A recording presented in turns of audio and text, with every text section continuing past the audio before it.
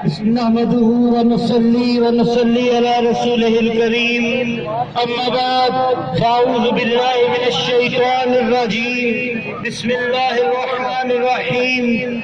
بندہ ناچیز درگاہ محسنیہ آستانہ عالیہ محسنیہ پیر طریقت رہبر شریعت محی السنہ شیخ محمد محسن منور یوسفی جوہر ٹاؤن لاہور سے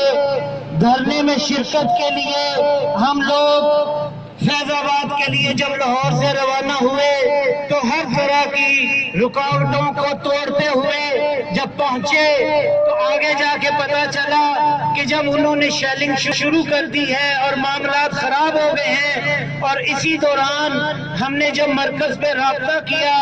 تو علامہ غلام عباس فیضی صاحب نے ہمیں حکم دیا کہ آپ فوری طور پر واپس لاہور پہنچیں اور جا کے جوہر ٹاؤن اپنے علاقہ کے اندر آپ وہاں پہ تمام احباب کو اکٹھا کریں۔ یہ بات یاد رکھیں کہ میرے قبلہ کعبہ پیر و مرشد پیر طریقت الشیخ محمد محسن منور یوسفی جوہر ٹاؤن شریف والے آپ اکثر ایک بات فرماتے ہیں کہ نماز فرض ہے، روزہ فرض ہے، زکوٰۃ فرض ہے، حج فرض ہے، لیکن فرضوں کا فرض نبی کریم تاجدار دو جہاں شاہ سوار لامکاں مالک زمین و آسمان روح خنفقہ سید السادات جوہر کائنات حضور پر نور شافع یوم النشور حبیب رب غفور احمد مصطفیٰ حضرت محمد مصطفیٰ صلی اللہ علیہ وسلم کی محبت یہ فرضوں کا فرض ہے۔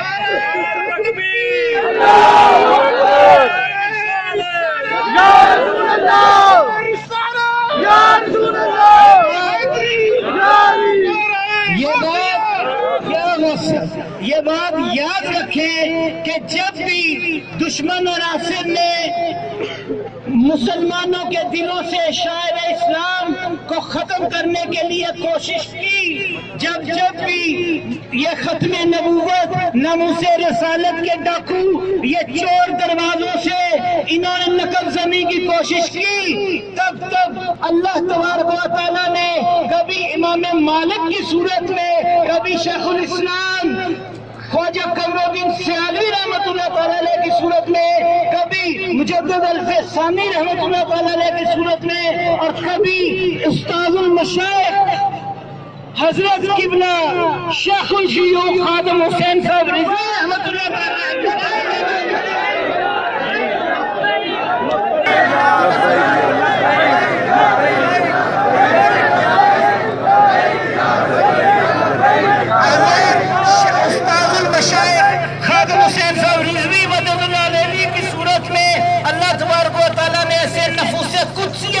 اس دنیا کے اندر بھیجے کہ جنہوں نے الہاد کے ان دائیوں کا، جنہوں نے ناموس رسالت کے ان چوروں کا، جنہوں نے ختم نبوت کے ڈاکوؤں کا نہ صرف کلا کوا کیا بلکہ اپنی جانوں کے نذرانے دے کر ان لوگوں نے ناموس رسالت کی حفاظت کی ہے۔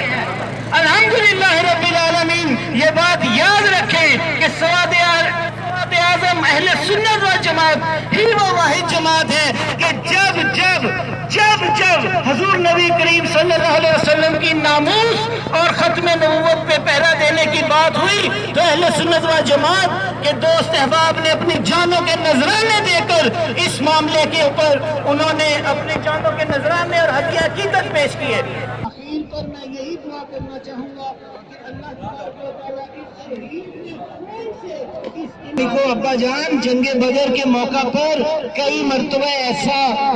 موقع پیدا ہوا کہ آپ میری تلوار کے نیچے آئے، لیکن میں نے آپ کو اپنے والد ہونے کی حیثیت سے کہ میرے باپ ہیں آپ کا چہرہ میری آنکھوں کے سامنے آتا تو میں نے وہ اپنی تلوار روک لی۔ سیدنا صدیق اکبر رضی اللہ تعالیٰ عنہ نے ارشاد فرمایا، عبد الرحمن میری بات سن،